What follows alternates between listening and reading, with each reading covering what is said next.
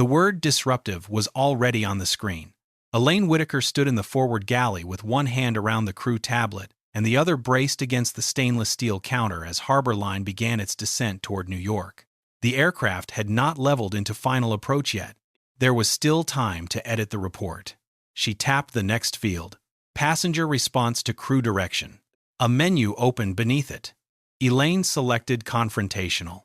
2 cabins behind her, Calvin Reddick sat in a middle seat with his jacket folded across his knees. A dark stain had dried unevenly across the wool near one lapel. He had stopped trying to clean it almost an hour earlier. Napkins had only spread the liquid farther into the fabric. The seatbelt light glowed above him. Across the aisle, an elderly man worked a zipper around a neck pillow. A woman 2 rows forward was pressing both palms against an overhead bag that no longer wanted to close. Someone behind Calvin asked a flight attendant how much longer they had. The answer was ordinary. About 30 minutes. Nothing in the cabin sounded like an emergency. Terrell Bennett came down the aisle collecting plastic cups. He stopped beside Calvin's row. "You need anything before we land?" "Water." Terrell reached into the service cart. Calvin looked toward the front. The first-class curtain was open far enough to see part of the galley.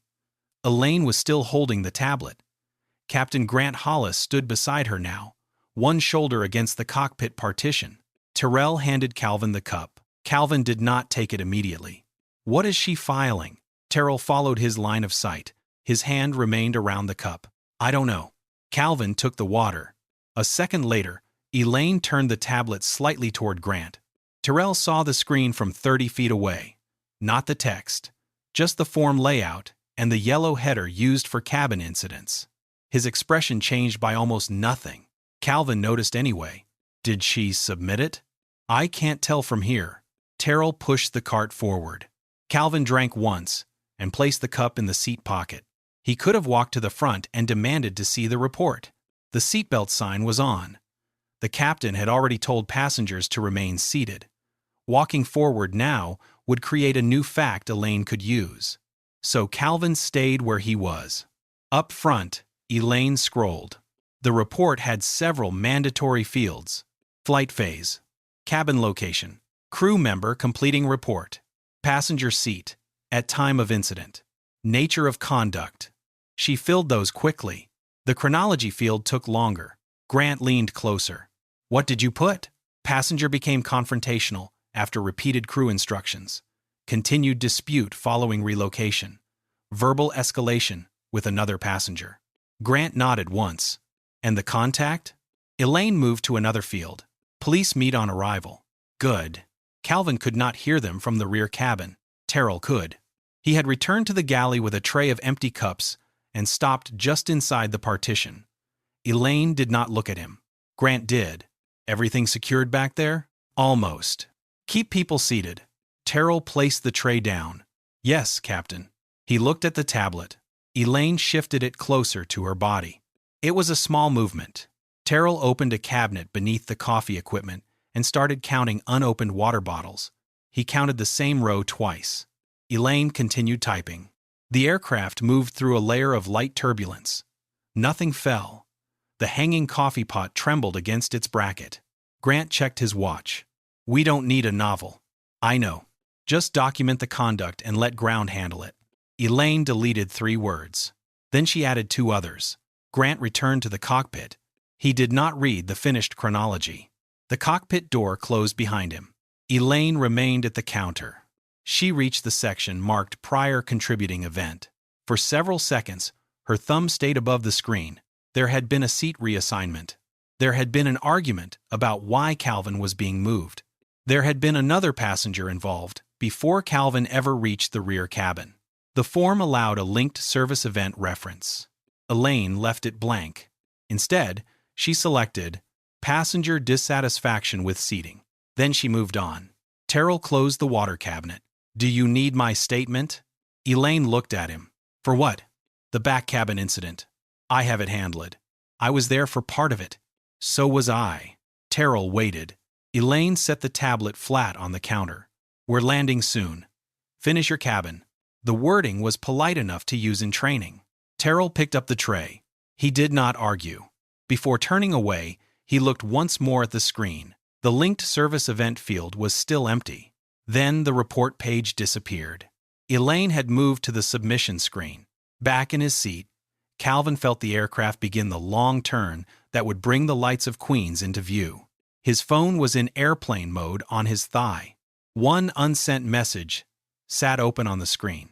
Please preserve the cabin records from this flight. Do not contact the crew. He had typed it 10 minutes earlier. He had not sent it. Not yet. He wanted to know what version they chose when they believed nobody outside the aircraft was checking. A chime sounded. The cabin lights brightened. Terrell passed Calvin again, on his way toward the rear jump seat. Calvin looked up. Submitted? Terrell slowed. I think so. That was all. No assurance. No dramatic warning. Just 2 words from an employee who had seen enough to stop pretending the form was routine. At the front of the aircraft, Elaine touched the final button. A small confirmation box appeared. Incident report received. Below it was a timestamp. Elaine read it. Then she locked the tablet and placed it in its charging cradle. The screen went black. The report did not. 6 hours earlier, the signature window on Calvin Reddick's laptop closed and disappeared. For a few seconds, the conference room near Heathrow looked exactly as it had before. 2 water glasses, a charging cable running beneath the table, Monica Shaw's legal pad filled with narrow handwriting, rain touching the outside window in short diagonal lines. Then Monica's phone vibrated. She read the message once. Funds confirmed. Calvin leaned back in the chair. Anything outstanding? One regulatory acknowledgement that doesn't affect closing. Employee notices are queued. Public release goes tomorrow morning. She turned the laptop toward him. The final transaction page showed HarborLine Airways beneath the name of Reddick Equity Group.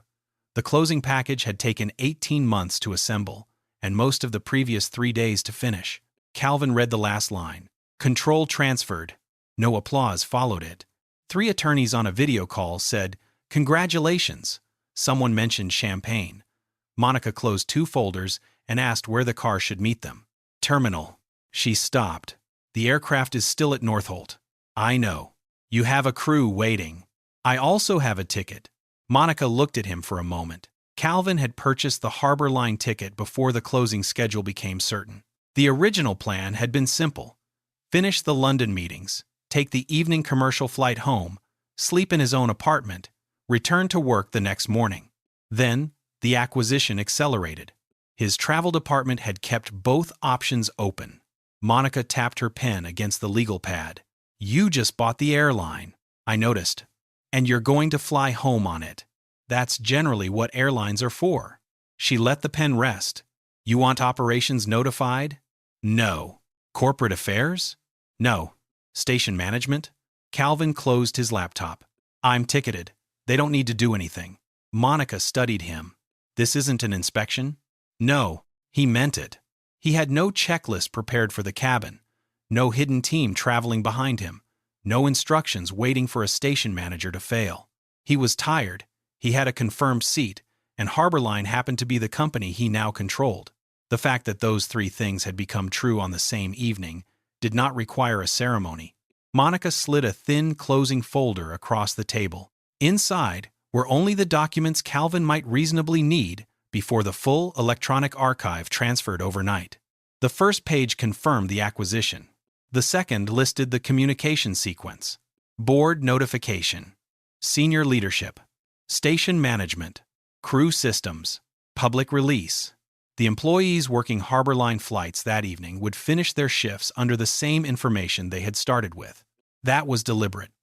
Payroll, scheduling, safety authority, and operational procedures did not change because ownership documents had been signed in a conference room. Calvin turned 1 page.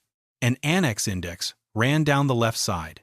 Fleet obligations, labor agreements, customer liabilities, executive compensation, premium retention incentives. He stopped there for half a second. What's this one? Monica leaned over. Legacy customer program. Commercial team tied part of management incentive compensation to retention in the highest spend tier. Any immediate action required? Not tonight. Calvin turned the page. Then tomorrow. Monica wrote a small mark beside the annex number. Neither of them returned to it. 20 minutes later, Calvin entered the terminal, carrying one briefcase and a coat over his arm. No assistant walked with him. Monica had gone to a separate car, because the transition team still had work to finish before the employee notice released. Calvin's HarborLine boarding pass remained in his phone wallet. Premium cabin. Seat 4F. Confirmed. He checked the departure board. On time. The HarborLine lounge entrance was near the end of the concourse, separated from the general seating area by a waist-high brass rail and two planters that looked heavier than the furniture around them. Calvin approached the desk.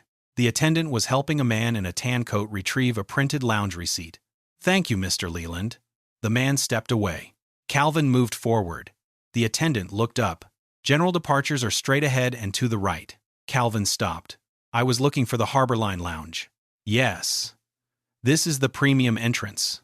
"I know." Her eyes moved briefly to his coat, then to the briefcase. "You'll want the main concourse." Calvin took out his phone. He opened the boarding pass and placed the screen where she could read it without taking the device from him. Her attention settled on the cabin designation. Then seat 4F. Her hand moved toward the scanner. "I didn't realize."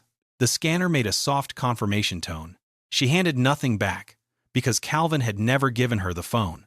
"Of course. Go ahead."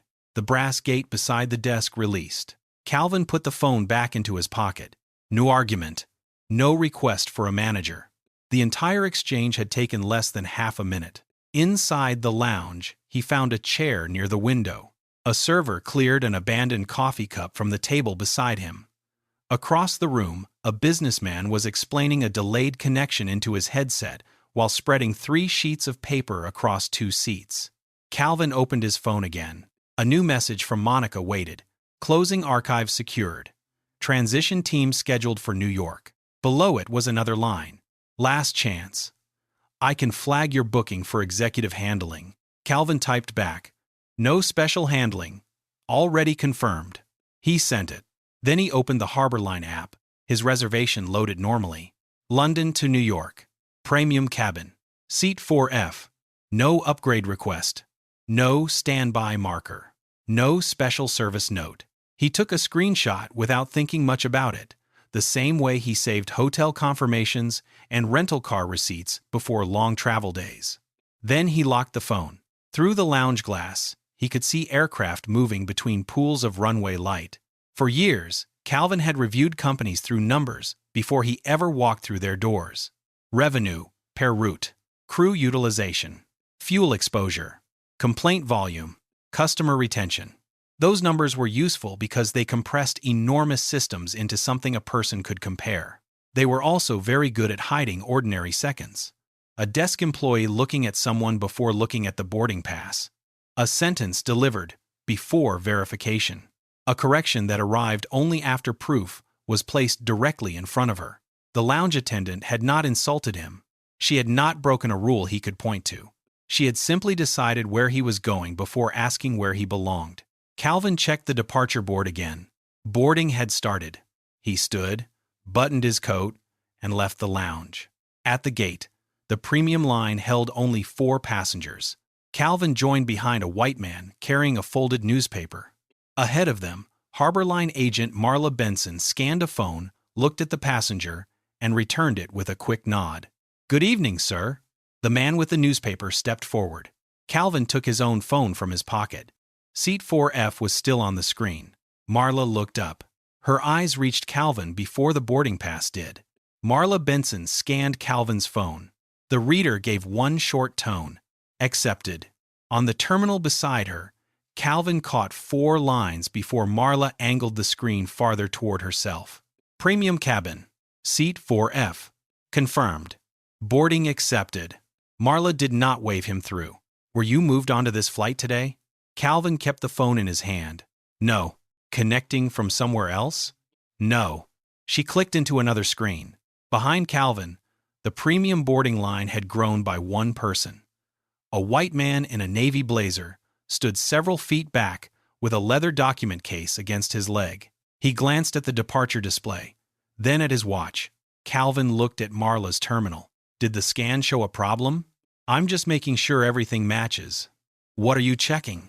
Marla kept one hand on the mouse. Seat inventory. The answer sounded ordinary enough. Calvin waited. The screen changed again. Marla opened the reservation detail. His name appeared at the top. Beneath it were the flight, cabin, fare status, passport clearance, and seat assignment. Nothing on the page was highlighted. No warning banner. No duplicate indicator. No request for manual review. Marla scrolled anyway. Was this booked through a corporate travel desk? No. Her eyes moved to him. You purchased it yourself? Yes. The man behind Calvin shifted his document case to his other hand. Marla returned to the screen. Calvin had spent enough time around transactional systems to recognize what she was doing, even without knowing HarborLine's exact software. There had been no error message. She was moving through tabs because the first result had not answered a question the system itself had never asked. He checked the gate clock. Is there a duplicate assignment? Marla's hand stopped on the mouse. No. Then what are we resolving? She looked at him for a second. Nothing. I said I'm confirming. Calvin nodded. Okay. He did not tell her he had seen the accepted status. He did not mention the screenshot saved on his phone. He waited while she clicked back to the boarding screen. The reservation returned to the same place it had been less than a minute earlier. Seat 4F. Boarded. Marla moved her hand away from the keyboard. You can go ahead? Calvin stepped through the gate. The navy blazer passenger moved forward behind him. Calvin had made it only a few yards when he heard the scanner sound again. One tone. Welcome back, Mr. Carver, Marla said. No pause followed. No question about how the ticket had been booked. No seat inventory screen. The man's shoes entered the jet bridge behind Calvin less than 10 seconds later. Calvin continued walking. The difference was small enough that putting it into words would have made it sound weaker than seeing it. Both boarding passes had worked. Only one of them had required an explanation afterward. The jet bridge narrowed near the aircraft door. Condensation had formed along the lower metal panels, and the floor changed from terminal carpet to ribbed gray material beneath Calvin's shoes. A HarborLine flight attendant stood just inside the door directing passengers. Premium to the left. Main cabin straight ahead. Calvin turned left. No one stopped him. At the entrance to the premium cabin, Elaine Whitaker was checking the overhead spaces while another attendant placed bottled water at each seat. Elaine wore the dark HarborLine uniform with a silver service pin near her collar. Her movements were quick, without looking hurried. A gray-haired passenger entered ahead of Calvin. Elaine looked up. Mr. Mercer. Welcome back. Long week. I heard. We kept the sparkling water you prefer. She stepped aside before he reached her. The passenger continued toward his seat. Calvin approached. Elaine's expression reset to neutral. Boarding pass, please. Calvin turned the screen toward her. 4F. Elaine looked at the display. Then at Calvin. Then back at the display. The pause was shorter than Marla's had been. Still there. Right side, she said. Thank you. Calvin walked past. 4F was an aisle seat in the second premium row, wide enough to work without touching the passenger beside him. A small reading lamp sat above the shoulder panel. A fabric pouch containing headphones rested inside the storage compartment. Calvin placed his coat overhead and his briefcase beneath the ottoman. His phone still showed the reservation. 4F. He switched it to airplane mode, but left the HarborLine app open. A passenger across the aisle asked Elaine whether his connection in New York was still protected. She leaned down to check his itinerary on her tablet. Yes, you have plenty of time. Her voice was patient. Calvin sat back. He was tired enough to feel the last 3 days in his neck and lower back. He wanted a meal, several hours without a conference call, and a door he could close when he reached home. The aircraft continued filling. No one knew anything about the closing folder in Monica Shaw's possession. No one in the cabin needed to. Calvin had bought transportation before he had bought the company. The first obligation should have been sufficient. A few minutes later, the boarding flow slowed. Elaine returned to the forward galley and set her crew tablet on the counter. A notification appeared along the top edge. She tapped it. Legacy Guest Service Request. The name beneath it was Blake Henshaw. Elaine read the note. Preferred seat. 4F, if available. She looked toward Calvin's row. He was fastening his seatbelt. Elaine looked back at the tablet. The request did not say the seat belonged to Blake Henshaw. It did not say reassignment required. It said if available. 4F was no longer available. The crew tablet lay flat on the galley counter. Elaine Whitaker read the request again. Preferred seat. 4F if available. Below it, the cabin map showed two separate assignments. Calvin Reddick, 4F. Blake Henshaw, 6A. Both confirmed. Both boarded or cleared to board. There was no duplicate seat. Elaine touched Blake's name. His customer profile opened beside the map. Long relationship with HarborLine. High annual spend. Family corporate account. Legacy services flag. None of those fields changed 4F. A flight attendant behind Elaine closed an overhead bin. Door in about 12 minutes. Elaine nodded. Got it. She locked the tablet and walked toward Calvin's row. He had opened his briefcase on the ottoman. A charging cable ran from his laptop to the power port beside the seat. His coat was already overhead. Elaine stopped beside him. Mr. Reddick? Calvin looked up. Yes. I need to discuss a seating request. His hand remained on the laptop. What kind? We have a long-standing customer boarding who has a preference attached to this seat. Calvin looked at the number printed on the side console. 4F. Is there a problem with my assignment? No. Elaine delivered the answer quickly. Then she added, We're trying to make a reasonable accommodation. Calvin waited. Elaine continued. Mr. Henshaw generally sits here. His account has a legacy service designation. We try to preserve those arrangements when we can. Where is he assigned? Elaine did not answer immediately. Calvin closed the laptop halfway. Does he have a seat? Yes. In this cabin? Yes. Then what needs to be accommodated? Elaine shifted the tablet under her arm. This isn't about whether he has transportation. I didn't ask that. Her expression remained professional. We have certain premium service expectations for our highest-tier customers. Calvin looked past her. A white passenger across the aisle was adjusting the footrest, while another flight attendant took his jacket and hung it in the forward closet. No one had asked him to keep his belongings packed. Calvin looked back at Elaine. What are you asking me to do? For now, don't fully settle in. I'm looking at alternatives. The laptop remained half-closed beneath Calvin's hand. Alternatives for me? Potentially. My reservation still says 4F. I understand. And his doesn't. Elaine's thumb moved once along the edge of the tablet. We have some discretion in premium service situations. Calvin had heard the construction before in other industries. Not a rule. Not quite a request. A sentence built to make refusal sound unreasonable before anyone had formally asked for consent. What does the discretion allow you to do? Elaine's eyes narrowed slightly. I'm not going to debate internal service guidance during boarding. I'm not asking for the guidance. He closed the laptop completely.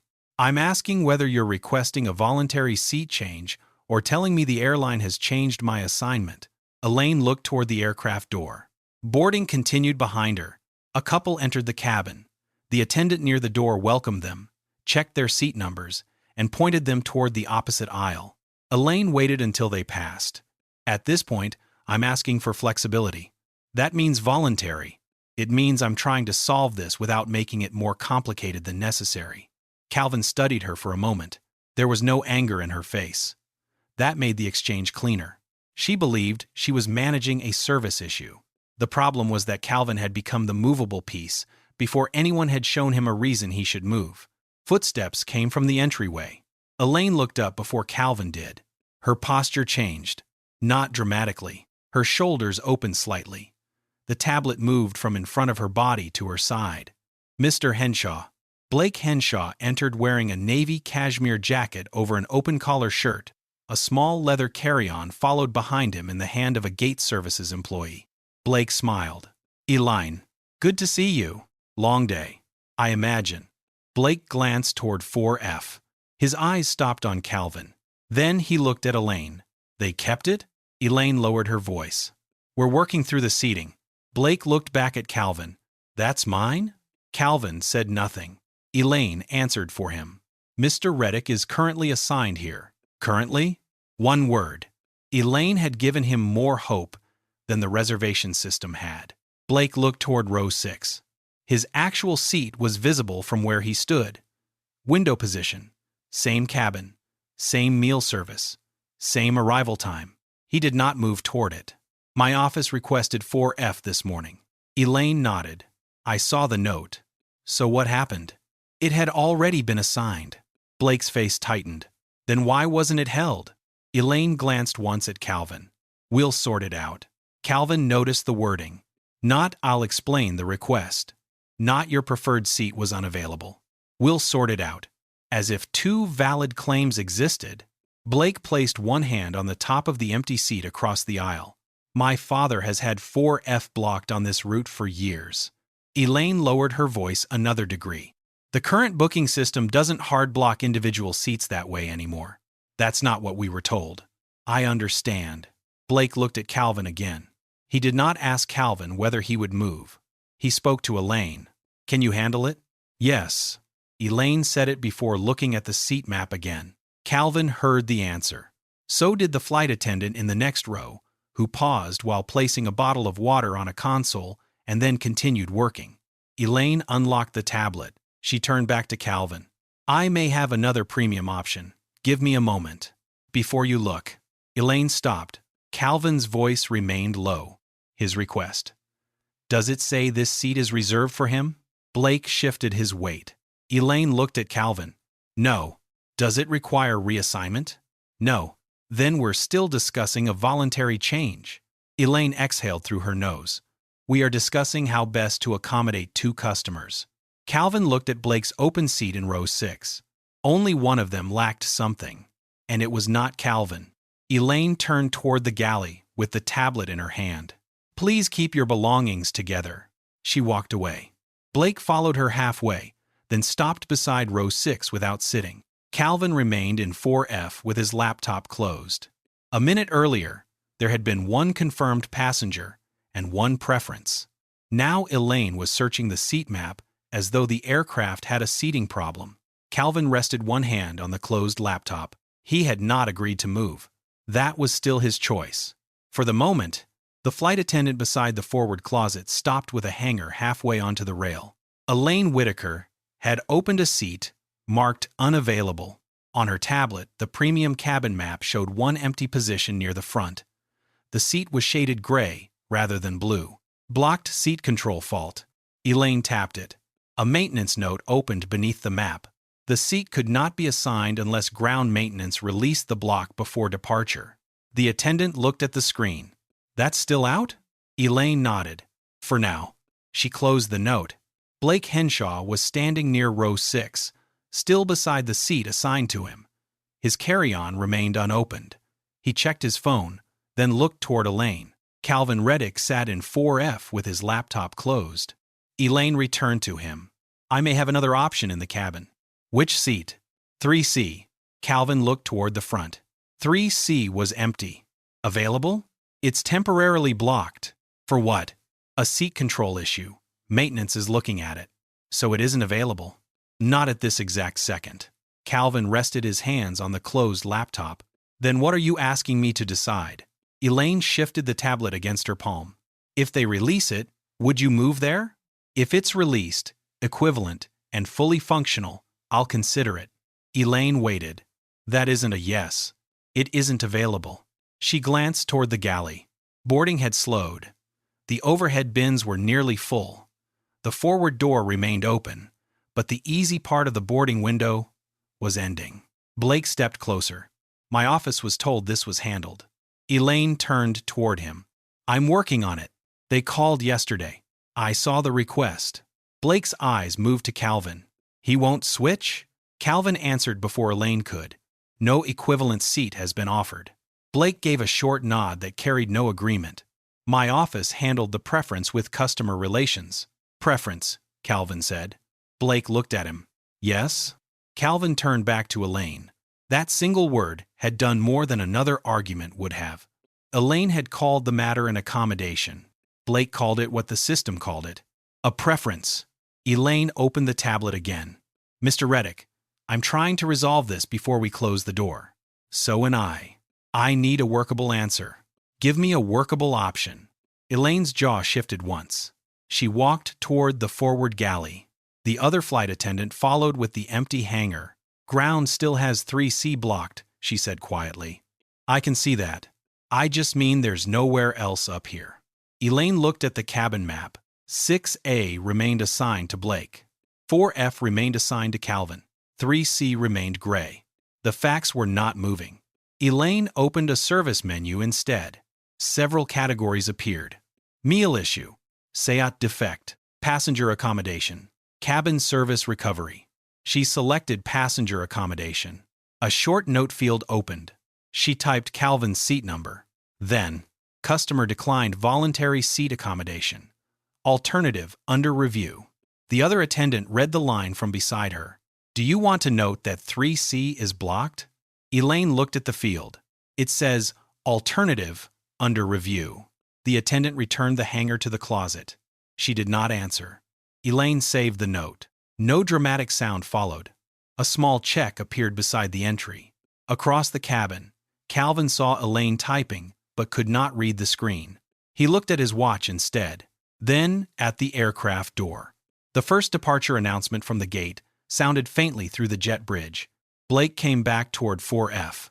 This time he stopped on the opposite side of the aisle rather than beside Calvin. "You travel HarborLine much?" "Enough. I've been on this route since college." Calvin looked at him. Blake continued. "They usually take care of things before boarding." Calvin said nothing.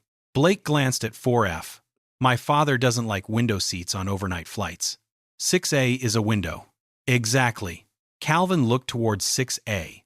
The seat was wider than anything in the main cabin. A bottle of water sat on its console. A pillow was already placed against the headrest. Blake had not touched it. "The airline sold me this seat," Calvin said. Blake put his phone into his jacket pocket. "And they sold me a certain level of service." Both statements could be true. Only one required taking something from the other passenger. Elaine returned. "Ground is not releasing 3C. Calvin nodded once. "Then there isn't another premium option." "Not currently." "Then I'm staying here." Elaine held his gaze. "We may need to look outside this cabin." Calvin's hand stopped on the edge of the laptop. "Main cabin. If we can't resolve the issue here." "What issue?" Elaine's voice stayed even. "You've declined the available accommodation process." Calvin looked toward 3C. "The unavailable seat?" "I said the alternative was under review. And now it's not available." "Yes. So what exactly did I decline?" Elaine did not answer that question. Instead, she said, "I need to keep boarding moving." The phrase changed the shape of the disagreement. A seat preference was no longer the subject. Boarding was. Calvin looked toward the open aircraft door. No passenger was waiting behind him. No aisle was blocked. His briefcase was stored. His seatbelt was fastened. He was not stopping boarding. Elaine looked down at the tablet. "I'm going to document that we were unable to resolve this at cabin level. Document the blocked seat, too." "I'll document what's relevant." Calvin's expression changed slightly. Not anger, fatigue. He leaned back and looked at the ceiling panel above 4F for a second before returning his attention to her. "Then use your judgment." Elaine nodded. "That's what I'm doing." She turned away. At the galley, she reopened the service note. Beneath the first line, she added another. "Seat issue unresolved due to passenger declining accommodation. Supervisor review required." She saved it. The tablet placed a new icon beside Calvin's seat. Blake's seat had no icon. 3C remained gray. 4F now carried a service flag. The preference had started with Blake. The system now showed the problem beside Calvin's name. What exactly has he refused? Captain Grant Hollis stood just outside the cockpit with one hand resting on the doorframe. Elaine held the crew tablet between them. "A voluntary accommodation. We couldn't resolve the seat issue at cabin level." Grant read the line beside 4F. "Passenger declined accommodation. Supervisor review required." He did not open the earlier service request. "Is there another premium seat?" "Not one we can release." "Then what are the options?" "Main cabin, or we hold the door while ground gets involved." Grant looked at the boarding clock above the galley. The last passengers were already on board. Behind him, First Officer Paul Keene sat in the right cockpit seat with a paper checklist resting across one knee. He could hear the conversation through the open door. He kept his eyes on the page. Grant handed the tablet back. "Show me the passenger." Elaine led him to 4F. Calvin saw the 4 stripes on Grant's shoulders before the captain reached the row. Blake was sitting in 6A now. He had finally put his bag away, though his jacket remained on his lap. Grant stopped beside Calvin. "Mr. Reddick?" "Yes." "I'm Captain Hollis. I'm told we've had difficulty resolving a seating accommodation." Calvin looked briefly at Elaine, then back at Grant. "Did she tell you what the accommodation is?" Grant's jaw moved once. "She told me there is an unresolved seat matter, and we're approaching door closure." "That wasn't my question." Calvin did not sharpen his voice. Grant looked at Elaine. "What was requested?" Elaine answered. "Mr. Henshaw has a legacy preference for 4F. We attempted to relocate Mr. Reddick within the cabin. The available alternative couldn't be cleared." Grant turned back. "So you were offered another seat?" "It was blocked." Grant looked at Elaine again. "Correct," she said. "Maintenance didn't release it." "And now?" "The only open inventory is in the main cabin." Grant nodded, as though the sequence had reached the part that mattered. Calvin watched him. "Captain, did you see Mr. Henshaw's assignment?" "No. He has 6A." Grant glanced down the aisle. Blake was looking at his phone. "That's not really the issue at this point." "It was the issue when this started. The issue now is getting the cabin settled so we can depart." There it was. The source of the disagreement had been replaced by the existence of the disagreement. Calvin leaned back against the seat. His laptop was still closed on the ottoman. "What are you directing me to do?" Grant kept his voice low enough that the next row could continue pretending not to hear. "If the cabin lead has reassigned the seat, you need to follow that assignment. If you don't want to accept the change, we can have ground staff assist you off the aircraft before the door closes." Calvin looked toward the jet bridge. The door was still open. Technically, he had a choice. One option meant giving up the seat he had purchased. The other meant giving up the flight. "What happens to my fare?" "Customer Relations handles compensation." "That isn't what I asked." Grant paused. Calvin continued. "Is this a voluntary change?" "No," Grant said. "At this point, I'm directing that the seating matter be resolved." Elaine shifted the tablet into both hands. Calvin looked at her. "What reason are you entering?" She did not answer immediately. Grant glanced at the clock again. "Mr. Reddick, we need to close the door." Calvin unfastened his seatbelt. The click was small. It changed the scene more than another argument would have. "I'll move." Elaine relaxed her shoulders slightly. Calvin raised one hand before she could turn away. "Record the actual reason for the change. I'll process it correctly." "The actual reason?" Elaine looked at him. Calvin did not mention race. He did not mention Blake's father. He did not mention the company whose name was printed on the wall beside them. "If this is being done to satisfy a VIP preference," he said, "then put that in the transaction." Grant looked at Elaine. "Can you finish this?" "Yes." She returned to the forward galley. Calvin stood. The supporting flight attendant reached toward the overhead bin. "I can get your coat." "I have it." Calvin lifted the coat himself. Then the briefcase. His laptop went inside last. Across the aisle, a passenger lowered his eyes to the safety card. Blake remained in 6A. For several seconds, he said nothing. Then Elaine called from the galley. "Mr. Reddick." Calvin walked forward. The tablet showed the seat change screen. Original assignment, 4F. New assignment, 32E. Cabin, main. Below that was a reason menu. Elaine's finger moved down the list. Operational reassignment. Equipment issue. Customer requested change. Service recovery. She tapped the final category, then opened a secondary code. Calvin could see the words, VIP service recovery. Elaine selected it. A confirmation box appeared. She pressed Submit. The printer beneath the counter produced a narrow paper slip. Elaine tore it free and handed it to him. 32E. Calvin looked at the slip. No apology appeared on it. No explanation either. Only the new seat and a transaction reference. His phone vibrated a moment later. The HarborLine app refreshed. 4F disappeared. 32E replaced it. Grant was already walking back toward the cockpit. Calvin looked after him. "Captain." Grant stopped. Calvin held up the paper slip. "You didn't review the original request." Grant's face stayed neutral. "I trust my cabin lead to manage cabin service." Then he returned to the cockpit. Paul Keene moved his checklist aside so Grant could pass. The door closed. Calvin walked toward the back. He passed 4F first. Elaine had already removed his unopened bottle of water. Then 6A. Blake stood as Calvin approached. For a moment, Calvin thought he might say something. Blake simply stepped into the aisle. "Excuse me." Calvin moved past. By the time he reached row 32, the lighting had changed from the soft lamps of the premium cabin to the brighter overhead wash of the main cabin. 32E was a middle seat. A man at the window had already fallen asleep with headphones on. The aisle passenger stood to let Calvin in, pulling his knees sideways against the seat in front of him. Calvin placed the briefcase beneath his feet. There was no room to open the laptop. He sat.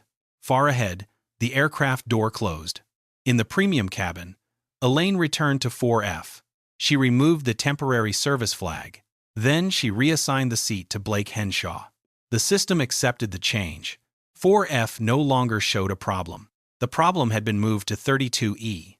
32E gave Calvin nowhere to put his briefcase except beneath his shins. He tried sliding it farther under the seat ahead. The hard corner caught against a metal support and stopped. The man at the window was asleep.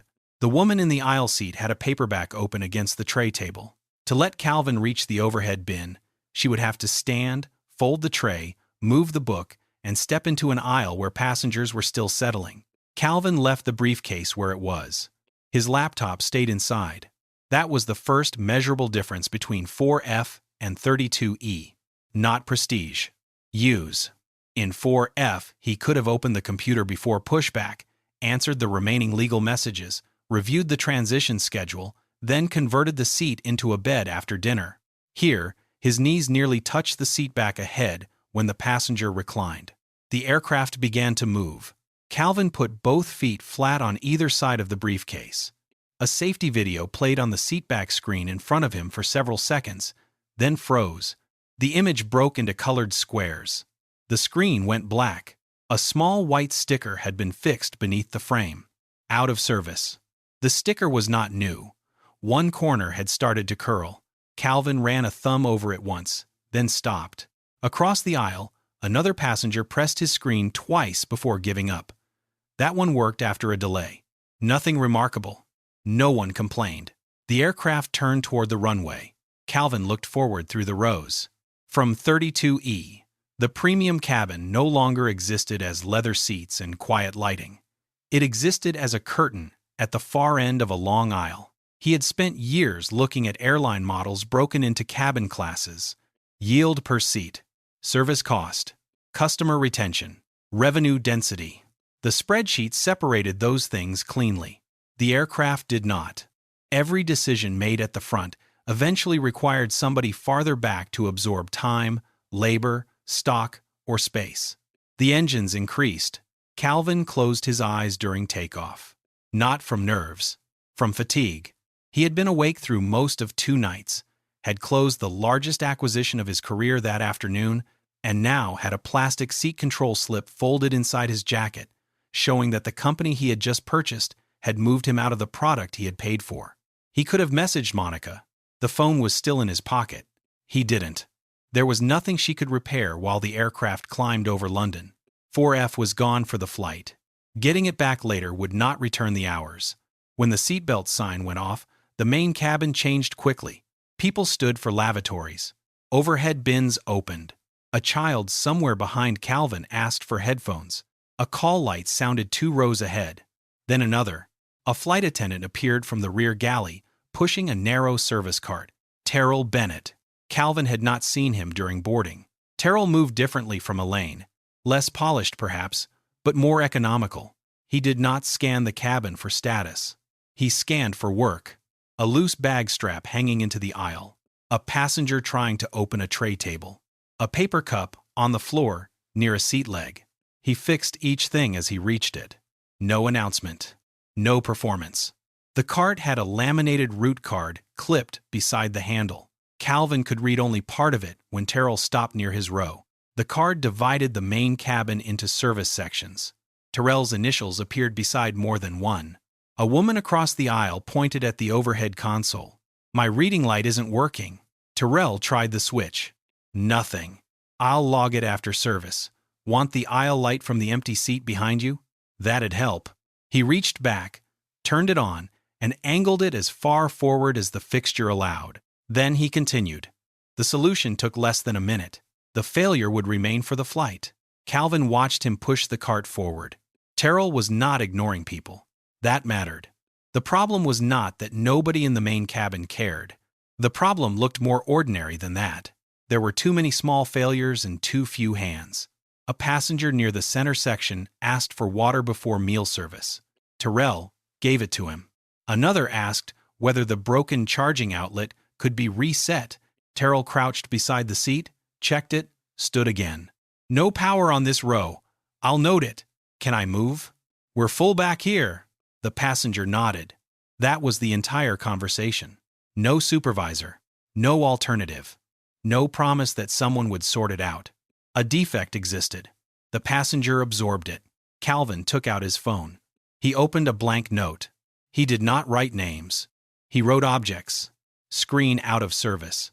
Power row unavailable. Multiple service sections, same attendant. Then he stopped. The list looked trivial. That was why it interested him. None of those failures alone would reach an executive presentation. Each one would disappear into a different category. Maintenance, crew utilization, cabin product, customer satisfaction. No single department would own how they felt when they arrived in the same row at the same time. Terrell reached 32. "Something to drink?" "Water, please." Terrell poured it. His eyes moved briefly to the folded seat change slip protruding from Calvin's jacket pocket, then to the suit, then back to Calvin's face. No second look. No question about why he was in a middle seat. He handed over the cup. "Anything else?" "No." Terrell nodded and moved to the next passenger. Calvin drank half the water. The woman beside him turned a page in her book. Up ahead, the premium curtain opened.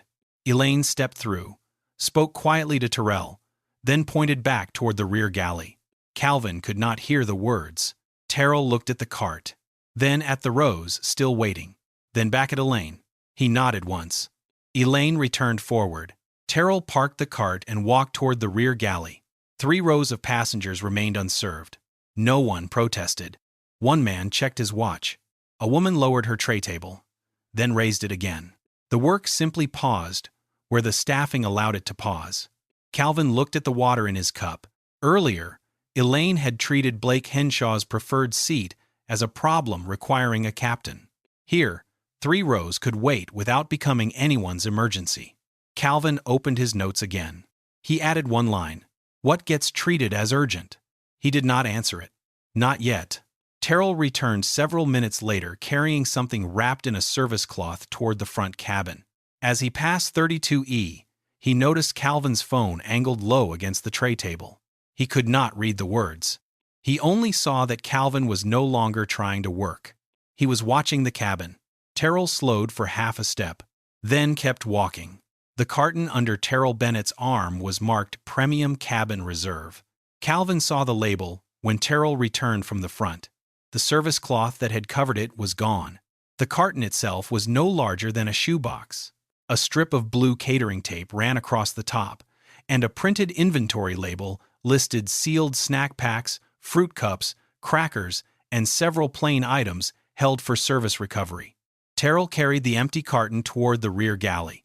That explained why Elaine had pulled him away from the cart. 3 rows of main cabin passengers had waited while he moved reserve stock forward.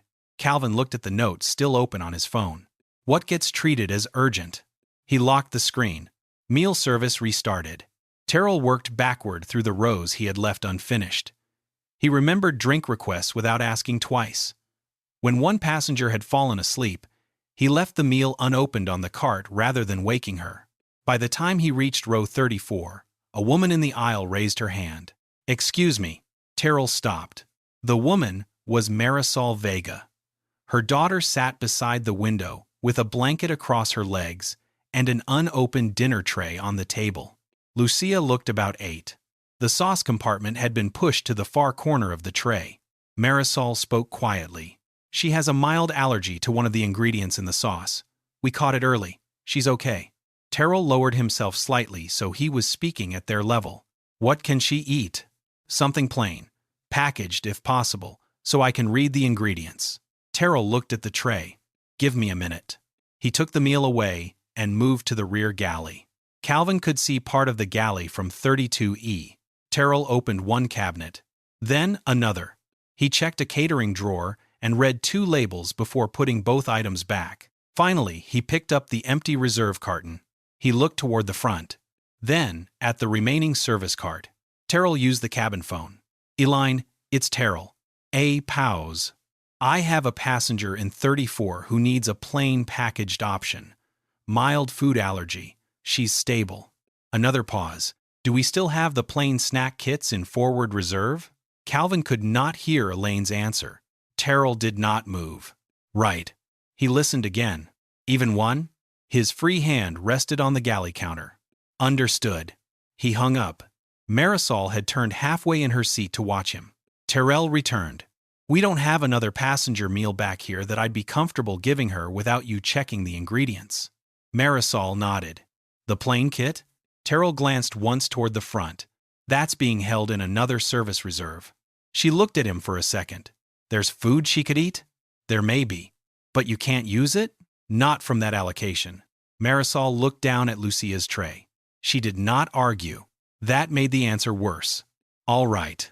Terrell stood there another second. Then he said, let me check one more thing.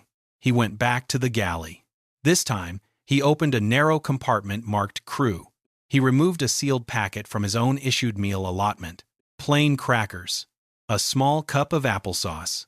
A packaged roll. Every item had an ingredient label. Terrell carried the packet to Marisol. This is crew provision, not passenger catering. Read everything first. If it doesn't work, don't use it. Marisol checked each package. She handed the crackers to Lucia. Thank you. Terrell nodded. No problem. Then, he returned to the galley. He did not restart service immediately. He took out his handheld. Calvin watched his thumb move through several screens.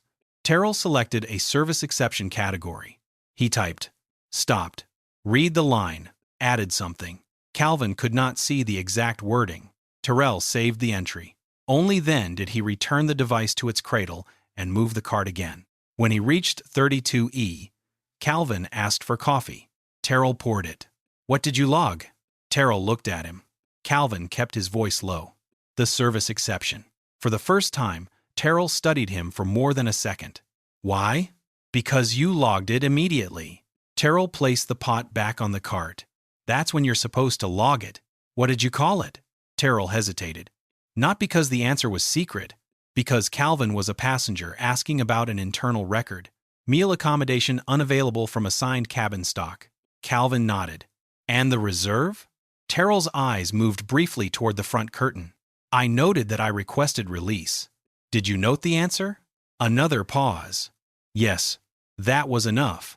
Calvin took the coffee. Thank you. Terrell moved on. No explanation followed. Calvin did not need one. Several minutes later, Elaine came through the curtain.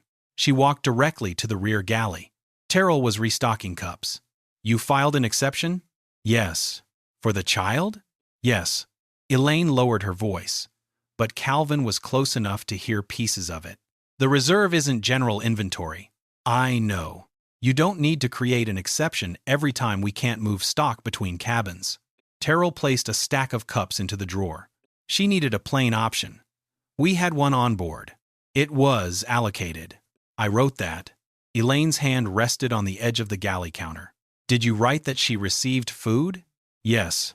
Then there's no unresolved service issue. Terrell looked at her. I didn't mark it unresolved. Elaine's fingers stopped against the counter. What did you mark? Alternate crew provision used after forward reserve wasn't released. Elaine looked toward the handheld cradle. That's unnecessary detail. Terrell closed the cup drawer. It's what happened. Elaine held his gaze for a moment. Then she stepped back. Finish service. Terrell took the cart. Yes. He pushed it into the aisle. Elaine remained in the galley. Calvin looked down at his coffee. 1 hour earlier, Elaine had used a VIP service category to move him out of a confirmed premium seat. Now a plain food packet had been protected because it belonged to premium service recovery. Different decision. Same direction. Calvin opened the note on his phone. He did not add Elaine's name. He wrote, "Reserve existed. Release requested. Crew substitute. Used. Exception logged at time of decision." Then, he deleted his earlier question. He no longer needed it. Terrell had been pulled away from 3 waiting rows to move the reserve forward. Later, when someone in those rows needed it, the label on the carton had become the reason it could not move back. You could have saved everyone some time if you'd just taken the move when they asked. Calvin looked up. Blake Henshaw stood in the aisle beside 32E. He was holding a short glass with clear liquid and ice. His jacket was gone now. The sleeves of his shirt were rolled once at the wrists. The main cabin had settled into the quieter middle portion of the flight. Tray tables were down. Window shades were mostly closed. Terrell was several rows behind collecting cups. Calvin stayed seated. "I did move." Blake looked at the middle seat around him. Eventually, Calvin's coffee cup was still on the tray table. He moved it 2 inches away from the aisle. Blake continued. "Elaine said they spent half of boarding trying to work something out with you." Across the aisle, Micah Lewis lowered one earbud. He was a college student, with a HarborLine blanket over his legs and a phone resting horizontally against a paperback on his tray table. He had been watching a downloaded video with captions on. Now he looked at Blake. Calvin said, "They asked me to give up a confirmed seat, and they found you another one. The first one wasn't usable."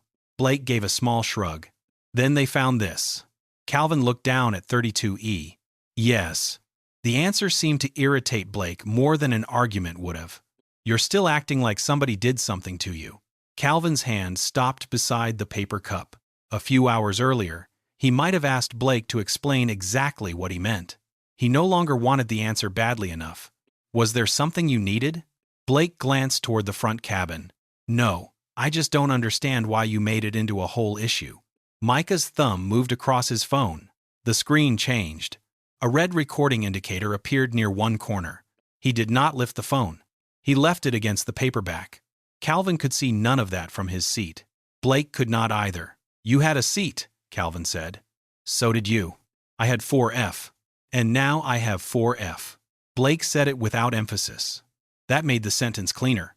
Calvin looked at him. Blake took a drink. "My family has used that seat on this route for years. Customer relations knows that. Elaine knows that. Your reservation didn't have it." "No. The system screwed it up." Calvin thought of the gate record. 4F. Confirmed. Boarding accepted. Then the later note.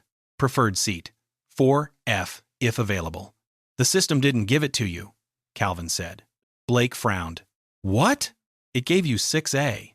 Blake's mouth tightened, which is why the crew fixed it. There was the second version. Not a favor. A correction. Calvin looked past him toward the curtain at the front of the cabin. The vocabulary had changed at every step. Preference. Accommodation. Unresolved issue. Captain's direction. Service recovery. Now. Fixed. Each word made the previous choice sound less like a choice. Blake shifted one hand against the top of the aisle seat. "You know what Elaine told me?" Calvin waited. "She said you kept pushing for explanations after they offered a solution." Calvin's eyes returned to him. That was new, not because it was entirely false. Because of what it removed. The blocked seat. The confirmed assignment. Blake's 6A. The request marked if available. The captain arriving after the service flag had already been created. "What solution?" Calvin asked. Blake gave a short laugh. "This. Moving you." That wasn't the solution they offered. Blake stared at him. Calvin did not continue. He did not need to. Micah's phone kept recording. Behind Blake, Terrell stopped with a trash bag in one hand. He recognized Blake from the forward cabin. "Mr. Henshaw?" Blake turned. Terrell nodded toward the front. "Can I help you with something back here?" "No." Terrell looked at Calvin, then at Blake's glass. Then I'll need the aisle clear while I finish service. Blake moved closer to Calvin's row to let him pass. Terrell did not squeeze between them immediately. Your seat is forward, correct? Yes. Thank you. Blake stepped aside. Terrell went past with the bag. He did not ask Calvin what had happened. That mattered too. He had arrived after Blake. He had seen who was standing and who was seated. Blake watched him go. Then he looked back at Calvin. You've got people back here watching now. Calvin glanced toward Micah. Micah looked down at his screen. Not theatrically fast. Just enough to make clear that Blake had noticed him. Calvin said, Then you should probably go back to your seat. Blake smiled without much warmth. See? That's what I'm talking about. What? The attitude. Calvin leaned back. He was tired. Not composed in the abstract. Tired. His neck hurt from the seat. His laptop had remained inside the briefcase for hours. He had spent the flight watching small decisions acquire official names. He looked at Blake and said nothing. Blake filled the silence himself. You could have just said yes at the beginning. Nobody would have needed the captain. Nobody would have had to hold boarding. You would have been sitting somewhere else either way.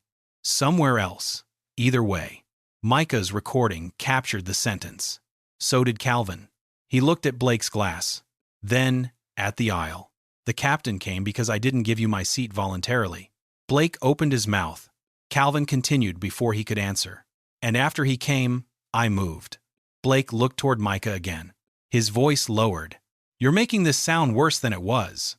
Calvin's expression barely changed. I haven't described it. The seatbelt sign came on. One tone. Terrell's voice followed from farther back. Sir, please return to your seat. Blake looked toward the front cabin. The aircraft moved slightly beneath his feet. Not enough to alarm anyone. Enough that the ice in his glass touched one side. Micah's phone was still recording. Blake put one hand against the seatback beside Calvin. I'll go when it settles. Terrell started toward them. The aircraft shifted again. This time Blake's glass tilted. Blake's glass tipped before he did. The liquid crossed the aisle in a short arc and struck Calvin's jacket, shirt cuff, and the edge of the tray table. The glass stayed in Blake's hand. 2 pieces of ice landed near Calvin's shoes. Blake caught himself against the seatback. Calvin remained seated. For half a second, nobody spoke. Then Terrell reached them. Sir, your seat. Now. Blake looked down at Calvin's jacket. You're fine. It was the closest thing he offered to an apology. Calvin pulled 2 paper napkins from the seat pocket and pressed them against his sleeve. The liquid had already spread through the dark fabric. Micah's phone remained against the paperback. Still recording, Terrell pointed toward the front. Mr. Henshaw. Blake steadied the glass. The plane moved. Yes. And the sign is on. Terrell did not raise his voice. Blake looked at Calvin. This is exactly what I meant. Calvin lifted his phone. Blake frowned. What are you doing? Calvin took a photograph of the tray table. Another of the wet jacket. A third showed the ice beside his shoes and the base of the seat in front of him. The phone stored the time automatically, documenting the spill. Blake gave a short laugh. Of course you are. Terrell moved between the rows enough to block Blake's path toward Calvin. Forward, please. This time Blake went. He carried the glass with him. Terrell watched until he passed the curtain. Then he turned back. You okay? Yes. Did any glass break? No. Terrell looked at the wet sleeve. I'll get towels. Micah stopped the recording. Calvin noticed the movement. You recorded that? Micah hesitated. Most of it. From when? Before he started talking about the seat. Calvin nodded. Keep the original. Micah looked at him. You want me to send it? Not yet. Terrell returned with cloth towels. Before he could hand them over, Elaine appeared from the forward cabin. Blake was several steps behind her. His glass was gone. Elaine looked first at Calvin, then at the wet tray. What happened? Blake answered. We were talking. The aircraft moved, and my drink spilled. Terrell said. He was standing after the seatbelt sign came on. Elaine turned slightly. Were you already here when it happened? Yes. I was coming up the aisle. I had already told him to return forward. Blake folded his arms. I said I was going. Elaine looked at Calvin. And you? Calvin held the towel against his sleeve. I stayed in this seat. Were you arguing with Mr. Henshaw? He came back here to discuss 4F. Elaine's lips pressed together briefly. So the earlier seat dispute continued. No. Elaine looked at him. Calvin lowered the towel. He came to this row. I didn't go to his. Micah leaned toward the aisle. He never got up. Elaine turned. I'm sorry? Mr. Reddick, he was sitting here the whole time. Elaine looked at Micah's phone. You saw the entire exchange? I recorded it. That changed her pace, not her conclusion. Her next question came more slowly. From when? From after Mr. Henshaw came back here. So not the earlier cabin issue. No. Elaine nodded once. Then it doesn't show the full context. Micah's eyebrows lifted. It shows this. I understand. Elaine looked back at Calvin. What was said before the spill? Calvin watched her for a moment. The question was reasonable. Its placement was not. She had already decided the earlier seat dispute was part of the explanation. Blake said I could have saved everyone time if I'd moved when first asked. Elaine glanced toward Blake. He shrugged. That's basically what I said. And? Calvin looked at Elaine. I told him I did move. Blake shifted his weight. After the captain had to get involved. Elaine's eyes returned to Calvin. Did you tell him to leave? I told him to return to his seat after he commented on people watching. Micah spoke again. The crew member told him too. Terrell stood beside the cart, several feet away. I instructed Mr. Henshaw forward when the seatbelt sign illuminated. Elaine looked at him. And before that? I saw him standing here. Mr. Reddick was seated. Elaine held the tablet against her side. The useful facts were assembling without her help. Blake came to the row. Calvin stayed seated. Terrell directed Blake forward. Micah recorded the encounter. The spill happened while Blake remained standing after the sign came on. Elaine turned to Blake. Go back to 4F. He looked at Calvin once, then left. Elaine waited until he had passed the curtain. Mr. Reddick, I need this interaction finished. Calvin looked at her. It was finished when he left. I mean all interaction between you and Mr. Henshaw. I haven't gone near his seat. Elaine's grip changed on the tablet. I am trying to prevent another escalation. Calvin folded the wet towel and placed it on the tray. Then include who came to this row. I'll document the sequence. Terrell looked down at the cart. Micah did not restart his phone. The cabin lights above 32 remained bright enough for Calvin to see the stains spreading along his cuff. Elaine returned forward. A few minutes later, Terrell came back through the cabin collecting service items. At 32E, he stopped. She's speaking to the captain. Calvin looked up. About this? Terrell nodded. Nothing else. He moved on. Calvin unlocked his phone. The 3 photographs were there. Each carried the same short span of time. He left them untouched. Forward, Grant Hollis stood beside the galley while Elaine summarized. Calvin could see only their shoulders above the seatbacks. Grant listened. Elaine spoke longer. Grant asked one question. She answered. Then he reached for the cockpit handset. Terrell passed close enough to hear Grant say, "Have ground arrange a police meet on arrival." Terrell's hand stopped on the service cart. Only for a second. Then it moved again. Calvin heard nothing from where he sat. He learned 5 minutes later when Elaine returned. Mr. Reddick, ground personnel will meet the aircraft in New York. What kind of ground personnel? Airport police have been requested to speak with the parties involved. Both parties? Elaine paused. They'll determine what they need. Calvin looked at her tablet. Are you reporting that I caused the incident? I'm documenting the entire sequence. Then don't remove the part where he came back here. Elaine's voice stayed level. I've heard you. She walked forward. Calvin watched her until the curtain closed. His phone was still in his hand. The photographs had not moved. Neither had Micah's recording. Neither had Terrell's account. Elaine opened the electronic incident form in the forward galley. She selected the passenger conduct category. The cursor moved to the response field. By the time Calvin looked forward again, one word was already on the screen. Disruptive. The incident report was already printed when the aircraft door opened. Sergeant Rebecca Shue read the first page, while passengers filed past her into the jet bridge. Calvin remained in 32E. Blake remained forward. Elaine had asked both men to stay seated until police spoke with them. Terrell stood near the rear galley. Micah had not left either. Nobody asked Calvin what company he worked for. Nobody knew. That helped. When the aisle cleared, Shu folded the report once and spoke to another officer. Separate them. Blake was taken toward the forward door. Calvin stayed where he was. Shu came down the aisle alone. Calvin Reddick? Yes. I'm Sergeant Shu. I want your version from the point the other passenger came to this row. Calvin gave it to her, in order. Blake approached. They discussed the seat. The seatbelt sign came on. Terrell told Blake to return forward. Blake stayed. The aircraft moved. The drink spilled. Calvin never left 32E. Shu did not interrupt until the end. Any physical contact between you? No. Threats? No. Did you follow crew instructions? Yes. You have anything that fixes the timing? Calvin took out his phone. 3 photographs immediately after the spill. Shu looked at each one. Wet jacket. Tray table. Ice beside the seat supports.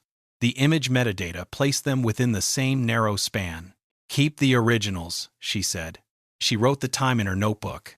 Then she walked across the aisle. Micah unlocked his phone before she reached him. I recorded part of it. Shu stopped. Original file? Yes. Don't trim it. He opened the clip. Shu watched standing beside his seat. The recording began with Blake, already in the aisle. Calvin was seated. Blake's voice came through the phone speaker. You could have saved everyone some time if you'd just taken the move when they asked. Shu watched without comment. Then came Calvin's answer. I did move. A little later, Blake said the crew had fixed the seat problem. Then Terrell appeared. His instruction to Blake was audible. Return to your seat. The seatbelt sign sounded before the spill. When the clip ended, Sue looked at Micah. You started recording after he came back here? Yes. You didn't see the boarding issue? No. Good. Don't guess about it. She arranged for the original file to be preserved and took his contact information. Then she called Terrell over. Did you see Mr. Reddick leave his seat during that exchange? No. Paulus. Did you direct Mr. Henshaw forward? Yes. Fam. Before or after the spill? Before. Did he comply immediately? Terrell paused. No. Shu wrote that down. Terrell glanced toward Elaine. Then back at the sergeant. I can't speak to what happened at boarding. I wasn't part of the seat decision. I'm not asking you to. Terrell nodded. Shu looked at the report again. It described a passenger becoming confrontational after repeated crew instructions and continuing a dispute after relocation. She tapped one line with her pen. What instructions did Mr. Reddick repeatedly fail to follow? Elaine answered from the aisle. He resisted the original accommodation and continued challenging the crew decision. Shu looked up. Accommodation for what? A seat issue. Safety related? No. Equipment? No. Elaine shifted the tablet under her arm. Premium service. Shu closed the report. Show me the original seat history. Elaine's mouth tightened. Station control has the full transaction record. Then get station control. The duty manager boarded several minutes later carrying a company tablet. Shu did not ask for a summary. Open the original booking and every seat action after check-in. The manager did. 4F showed Calvin as confirmed before boarding. Blake showed 6A. A service request appeared later.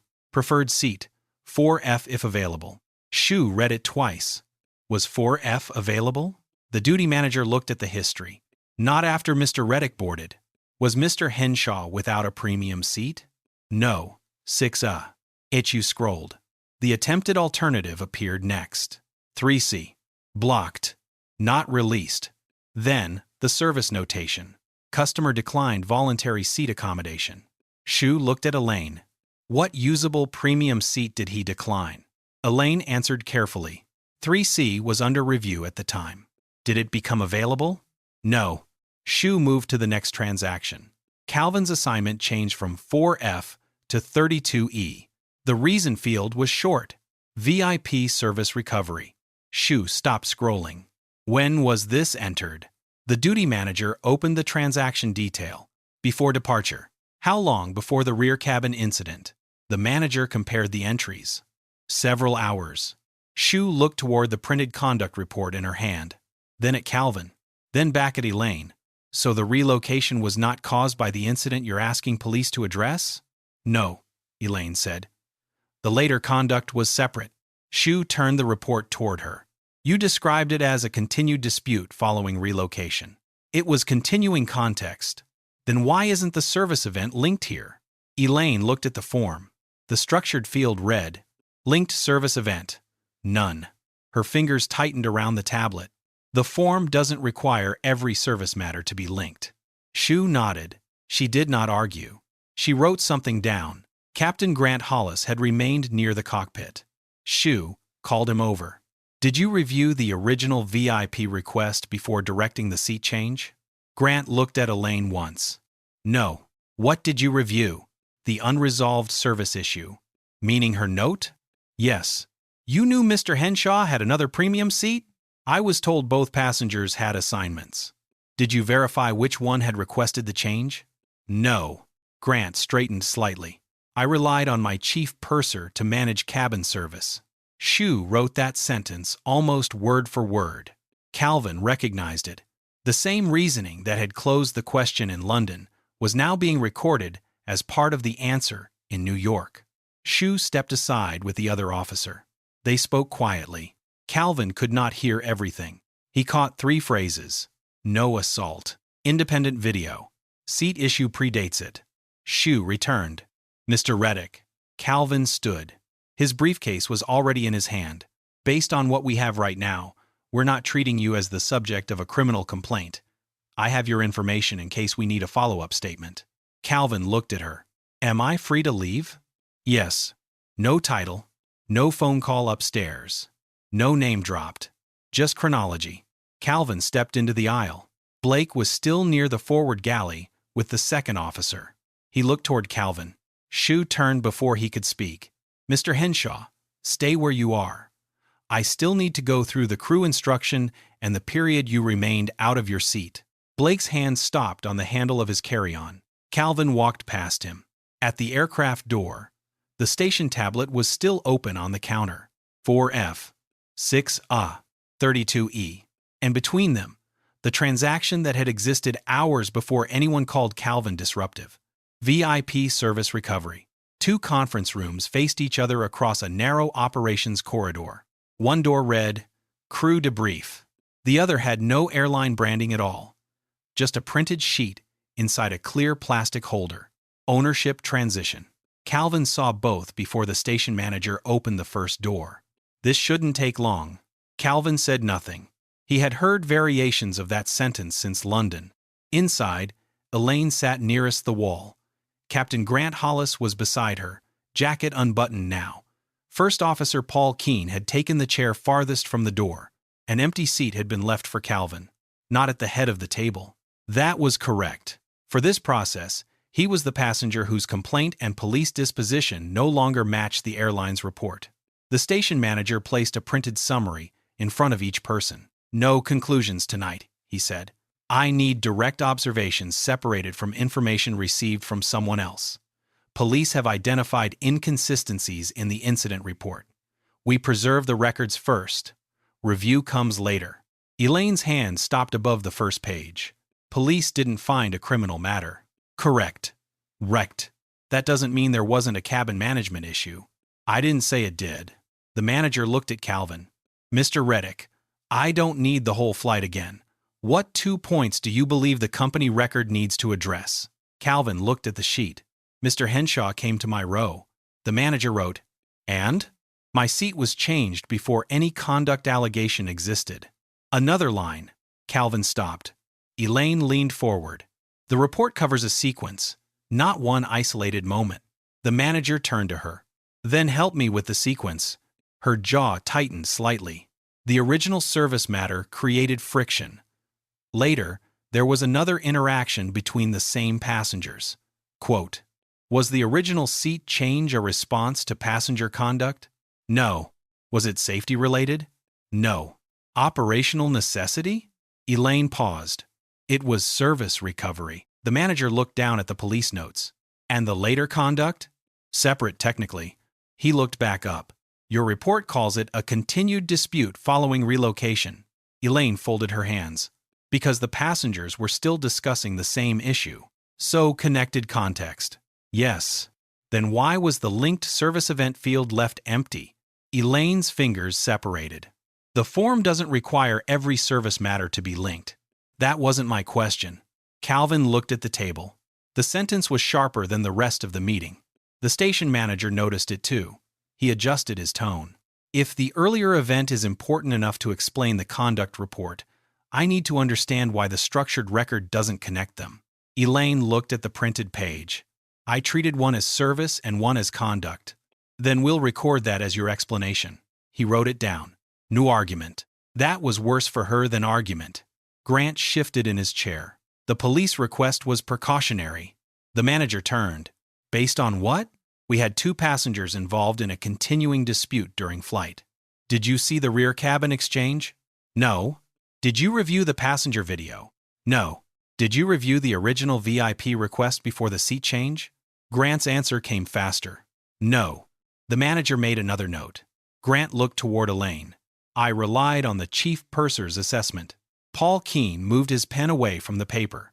The manager noticed. First officer? Paul looked at Grant before answering. I was on the flight deck. Did you participate in the police request? I was aware of it. Did you independently assess the cabin conduct? No. No. The manager pointed to one sentence in the summary. It said the flight deck had concurred with the cabin assessment. Paul read it. Then he placed the page flat.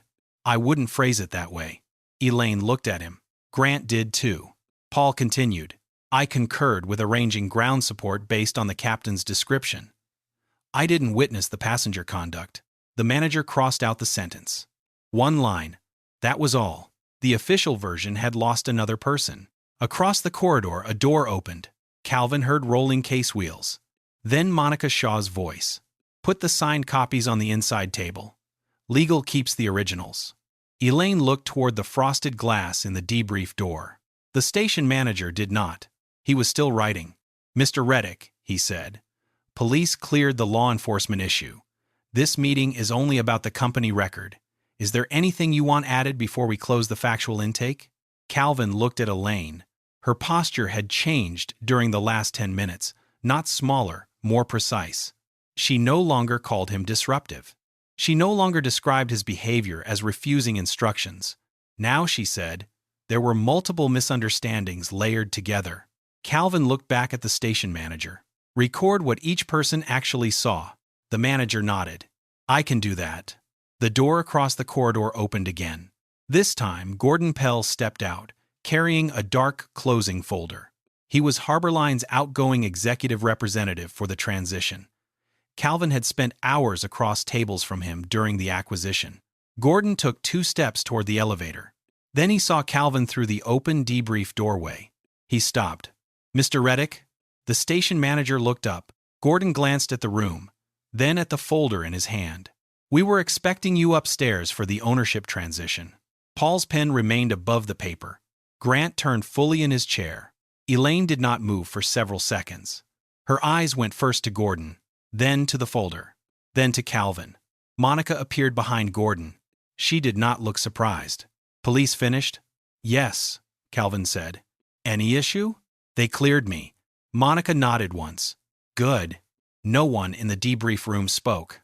Calvin stood, but he did not leave. He looked at the station manager. Are you finished with the factual intake? The manager glanced at his notes. 1 minute. Take it. Calvin sat back down. Gordon looked from him to Elaine and Grant. He started to say something. Calvin lifted one hand slightly. Upstairs in a few minutes. Gordon closed his mouth. He and Monica returned to the other room. The station manager completed the final line and collected the pages. I'll mark the incident record for review. Nobody alters the original submission. Elaine looked at him. Even if there's wording that needs clarification? Especially then. He stacked the papers. The correction can be separate. Calvin reached for his phone.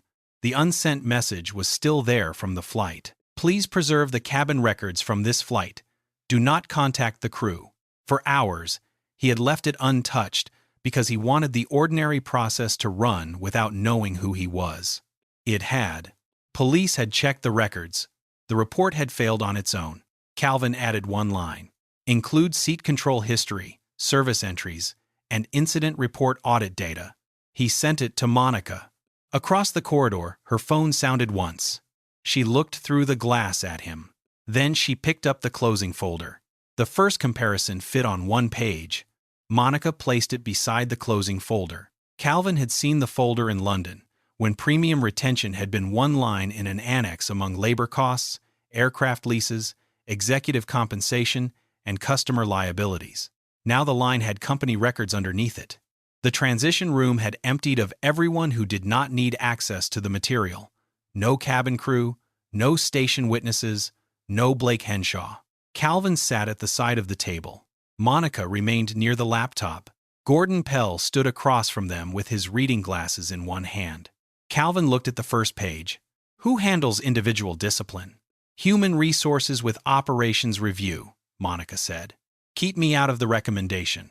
Gordon looked at him. You're the complainant. Yes. And the owner. Yes. Calvin moved the page closer. Those should not become the same job. Monica wrote it down. The first preserved dataset covered seat changes carrying the same service recovery category used on Calvin's reservation. Some were ordinary, broken seats, duplicate assignments, equipment substitutions. Then came another group, confirmed passenger, elite preference request, manual reassignment, service recovery. The wording varied. The pattern did not. Monica pointed to the notes column. These aren't all improper. Some passengers agreed voluntarily. Some received another seat in the same cabin. Calvin nodded. Separate those. She applied another filter. The list shortened. A smaller set remained where a confirmed traveler had been moved to a lower cabin or materially worse seat after an elite preference request. Calvin looked at the complaint outcomes. Some displaced passengers had accepted compensation. Some had complained. Some had apparently done neither. Nothing in the record said race. Nothing in the record said who looked as if they belonged in which cabin. The system had not needed that field. It had left the selection to people. Gordon pulled the compensation annex toward himself. The retention program wasn't designed to authorize involuntary downgrades. Monica opened the metric definition. No, it doesn't say that. She turned the laptop slightly. The legacy scorecard gave management credit for retaining top-spend clients after service issues. Escalated complaints from that group reduced the score. Repeated complaints could affect part of a manager's incentive calculation. Calvin read the next section. What happens to the score if another confirmed passenger gets moved? Gordon put on his glasses. He read the definition. Then the implementation notes. It depends whether that passenger files a complaint. What if they don't? Nothing here. And if they do? It goes through the general complaint process. Monica opened that section. The two systems did not operate on equal terms. An elite complaint could directly affect retention performance. A displaced passenger's complaint became a customer service case. It could create compensation cost. It could produce a negative survey. But it did not automatically subtract from the same premium retention metric that rewarded the elite outcome. Calvin leaned back. There it was. No order to remove him. No policy saying Blake Henshaw owned 4F. Just a system that made one customer's dissatisfaction expensive to management and another customer's inconvenience comparatively cheap. Gordon removed his glasses. I can tell you what they were trying to do. Calvin waited. Protect high-value accounts. Stop small service failures from becoming lost business. Calvin looked at the override sheet. 4F wasn't a service failure. No. 6A wasn't a service failure. No. The request said if available. Gordon's hand remained on the annex. Yes. Monica opened Elaine Whitaker's supervisory override history. Calvin did not ask for a count. The useful question was not whether Elaine had touched the code before. A chief purser would. The useful question was what kinds of events she had put under it. Most were legitimate. A seat malfunction, a catering failure, a connection-related accommodation. Then came several preference cases. Not identical to Calvin's. Close enough to require review. Monica tagged them without making a finding. Operations can determine whether the code permitted these uses. Include other supervisors, Calvin said. Gordon looked at him. You don't want this limited to her? No. The answer came easily. If the mechanism existed only because Elaine Whitaker was Elaine Whitaker, the company could remove one supervisor and learn nothing. Monica widened the query. The code appeared across multiple routes. Rarely, but not uniquely. Calvin looked at the screen for a while. The problem had become less convenient. That made it more useful. Another preserved record appeared in the service file. Terrell Bennett's entry. A rear cabin passenger had needed plain food. A reserve item was available, but the forward inventory was protected for premium service. Terrell documented an exception and used his personal crew packet instead. Monica looked at Calvin. Same flight. I saw it. She opened the inventory guidance. The rule itself was not absurd. Premium catering stock was tracked separately because customers had paid for a different service level. The problem appeared in application. An unused plain item remained protected for a cabin where nobody had requested it, while a child in the rear needed something she could eat. Terrell solved the problem outside the system. His entry created no premium complaint, no retention loss, no management penalty. It registered as a crew workaround. Gordon read the screen.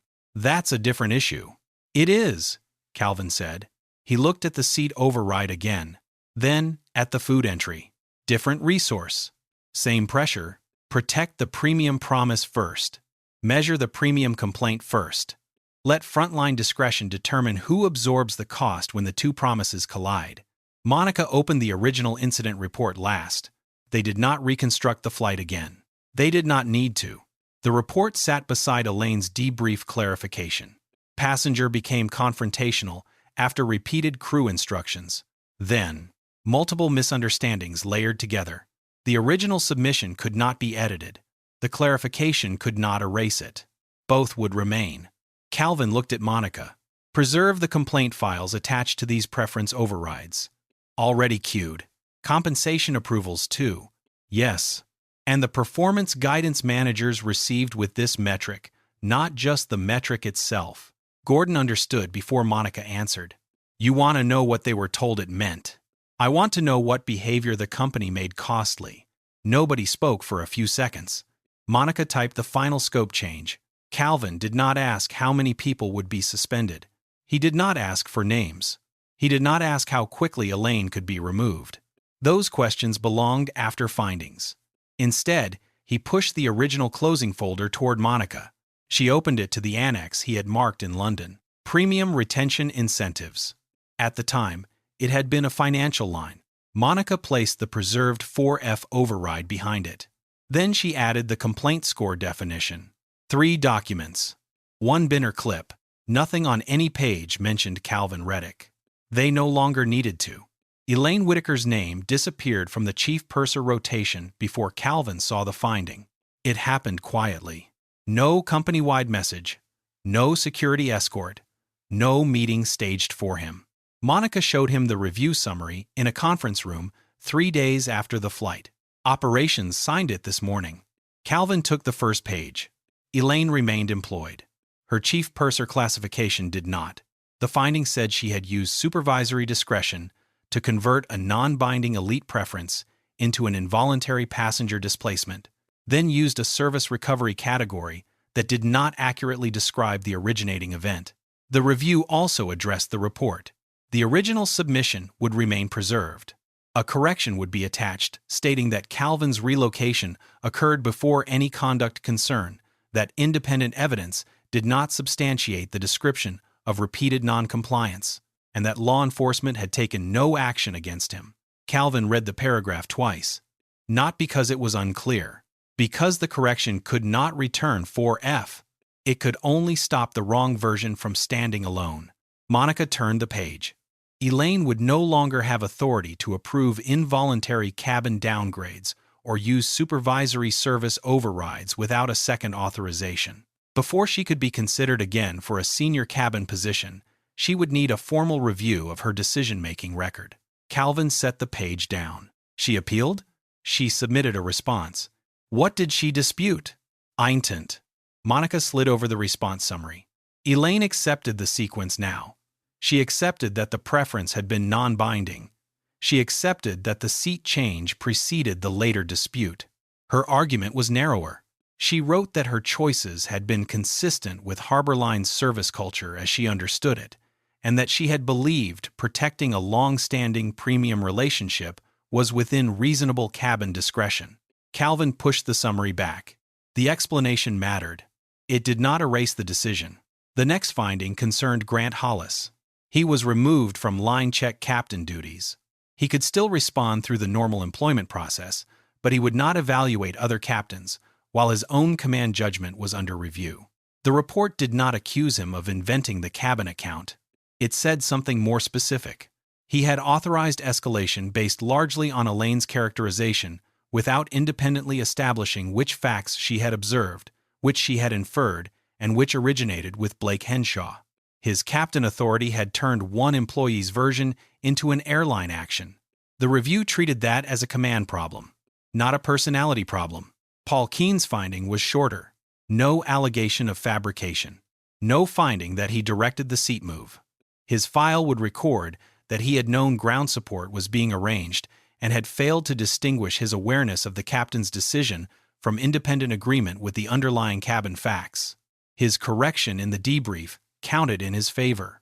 His passivity still remained in the record. 3 crew members. 3 different findings. Calvin read all 3 before asking anything. Monica waited. Are these the recommendations? Their approved actions? By the review functions? Yes. Then leave them there. She studied him for a moment. You don't want to challenge any of them? No. The answer closed that part of the meeting. The next document was not about the crew. It concerned the Henshaw family account. HarborLine was not canceling Blake's ability to fly. It was ending the concierge privilege that had allowed his family office to route seat preference requests through a high-touch loyalty channel after normal inventory decisions had already been made. Future reservations would be handled through the same confirmed seat rules applied to other passengers. The police matter remained separate. Nothing in the airline decision attempted to direct it. That separation was written into the memo. Calvin appreciated the sentence more than the sanction. Different systems had different jobs. The flight had gone wrong partly because too many people had allowed one kind of authority to stand in for another. Gordon joined them for the compensation section. He carried no folder this time. Monica displayed the old premium retention scorecard on the wall monitor. The metric was already suspended from the next incentive cycle. The compensation committee had also begun a review of bonuses previously calculated using the measure, limited by the terms of the existing plans and the period under examination. No one promised every dollar would be recovered. No one needed to. For the first time, the people who had designed the pressure could face a cost from the pressure. Gordon read the implementation note. Loyalty sales won't adjudicate complaints anymore. Monica nodded. The new structure separated the team responsible for maintaining premium relationships from the function deciding whether a passenger complaint was valid. A loyalty manager could still advocate for a client. That manager could no longer determine whether another passenger's confirmed entitlement should absorb the solution. Seat downgrades required a documented operational basis or passenger consent. A preference was still allowed. It remained a preference. Gordon rubbed the edge of the printed scorecard with his thumb. We built the metric because losing one account could cost more than resolving 50 ordinary complaints. Calvin looked at him. And people learned which complaint mattered. Gordon did not argue. That sentence went no further. There was another page. Terrell Bennett's name appeared near the top. Calvin expected a witness commendation. It was not one. Customer operations had offered Terrell a temporary paid assignment with the service design group while he continued on his normal employment track. His task was narrow. Review cabin inventory rules and exception handling from the perspective of crews who actually had to solve passenger problems in flight. No promotion. No new title large enough for a press release. Just paid time and access to the people who wrote the procedures. Monica said. He accepted. What did he ask to review first? She opened the implementation queue. The first item concerned plain food reserved for irregular passenger needs. The existing language divided stock by cabin. Terrell's draft proposed a separate emergency reserve available to any passenger when medically or practically appropriate, regardless of ticket class. Calvin read the heading. He remembered the rear galley. Lucia Vega. The small packet Terrell had used from his own meal because the system had protected food that nobody in front needed. Who's approving this? Calvin asked. Service design, catering operations, and safety review. Not loyalty? No. He nodded. That was enough. Monica closed the disciplinary file. The old incident report still existed. So did the override. So did the lost seat, the stain on Calvin's jacket, the police request, and the hours nobody could return to him. But Elaine could no longer use the authority that had made the first decision possible. Grant could no longer evaluate command judgment while his own was under review. The metric that made one customer's displeasure more expensive than another customer's displacement had been removed from the scorecard, and the employee who had solved a small problem outside the system was now being paid to help rewrite that system. Monica reached for the last document. A draft service label sat beneath the cover sheet. Calvin could see only the heading before she placed it into the implementation folder. Passenger Reserve. The folder closed. A paper meal tray came back to the rear galley almost untouched. The sauce had spread into the rice. A small plastic fork lay across the lid. Terrell Bennett looked from the tray to the woman standing at the curtain. Her son remained in an aisle seat several rows forward, knees under a HarborLine blanket, drinking water from a paper cup. He tried it, she said. It's just too much for him. Do you have anything plain? Terrell checked the service card first. Nothing useful remained there. On the old service flow, the next step would have been a call forward. Premium sometimes carried reserve items that the rear cabin did not. A flight attendant would ask. Someone else would decide whether an economy passenger's problem justified releasing food assigned to another cabin. Terrell did not touch the interphone. He opened the lower galley cabinet. A gray storage bin sat behind the door. The flight attendant beside him was locking a beverage drawer. Is that the new reserve? She asked. Yeah. Terrell pulled the bin forward. Inside were individually wrapped crackers, plain oat bars, a shelf-stable rice portion, and several simple snack packs. Nothing expensive. Nothing branded for a loyalty tier. He checked the ingredient label on the rice packet. What can he usually manage? He asked. Plain rice would be perfect. I can warm this. Thank you. That was the entire negotiation. The other attendant glanced toward the bin. Those used to be allocated by cabin, right? Some of them. She nodded and went back to the beverage drawer. Terrell put the rice into the galley oven. No loyalty status appeared on a screen. No supervisor had to grant an exception. No passenger had to surrender something, so another passenger could be helped. Terrell picked up the crew handheld. The service form asked for the passenger's seat, the item issued, and the reason. He entered the row. Then he selected, meal not suitable reserve item issued. There was no field asking which cabin had surrendered the food.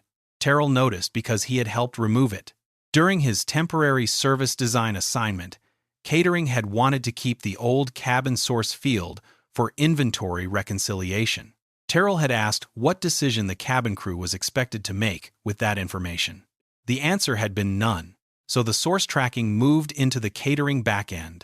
The attendant serving the passenger no longer had to classify the person before solving the problem. The oven timer sounded. Terrell removed the rice. The mother carried it back to her son. A man across the aisle continued reading on his tablet. A woman near the window slept with headphones on. The child tested one spoonful, waited, then took another. Terrell slid the original meal into the waste cart. Service continued. Beside the crew handset, a laminated quick reference card had been clipped beneath the emergency numbers. 3 lines had been added after the review. Confirmed seat changes required passenger consent unless an operational condition made the assigned seat unusable. Elite preference requests did not create entitlement to an occupied confirmed seat. Passenger reserve stock was available according to need, without cabin allocation. The card did not mention Calvin Reddick. It did not mention Blake Henshaw. It did not need to. The consequences had traveled through different systems. Elaine Whitaker had seen hers in the crew scheduling portal. Her name remained. Her routes remained. The supervisory designation beside her employee profile did not. The menu that had once allowed her to approve involuntary customer service reassignments was no longer available under her login. Future advancement required a completed review period and additional supervisory assessment. She had not been erased from HarborLine. The authority she had used without sufficient basis had been removed. Grant Hollis found a similar change in the flight operations system. His captain qualification remained active. The line check designation did not. Until command review was completed, he could operate scheduled flights, but could not evaluate another captain's judgment for the company. The distinction was narrow. It was also exact. Paul Keene received no dramatic punishment. His record carried a formal finding that he had accepted a cabin account without establishing which facts he personally knew. That finding would remain part of his next command assessment. The Henshaw family profile still existed in the loyalty database. So did its spending history. The concierge privileges looked different. Seat preference requests could still be entered. They appeared with a plain system notice. Preference only. Existing confirmed assignments require passenger consent. The field that had allowed a service desk to push the request directly into discretionary cabin handling had been disabled. Blake could still prefer 4F. Preference was all it was. The executive side changed more quietly. The old premium retention score disappeared from management compensation sheets. Bonuses already calculated under the metric went through review where documented customer displacements had contributed to retention credit. Some payments were adjusted. Complaint decisions moved outside the loyalty sales chain. The people rewarded for keeping elite customers happy no longer controlled whether complaints against those customers were considered valid. None of those changes restored Calvin's flight. 4F had already gone to someone else. The hours had already been spent. A police request had already carried his name into an official process because a seating dispute had been rewritten as a conduct problem. Those facts could be corrected. They could not be undone. The final amendment remained attached to the original incident report instead of replacing it. The original wording stayed visible. So did the correction. The seat control history established that Calvin held 4F before Blake's preference was acted on. The service override showed the displacement decision existed before the later confrontation. Micah Lewis's recording showed Calvin seated when Blake came to him. Terrell's service entries supplied an independent cabin timeline. The report submission time fixed Elaine's version in place, long enough for every other record to be compared against it. The false version failed because too many ordinary systems had recorded different pieces of the same evening. No single credential cleared Calvin. No title made the treatment improper. The sequence did. On the later HarborLine flight, nobody in the rear cabin knew any of that. The child finished most of the rice.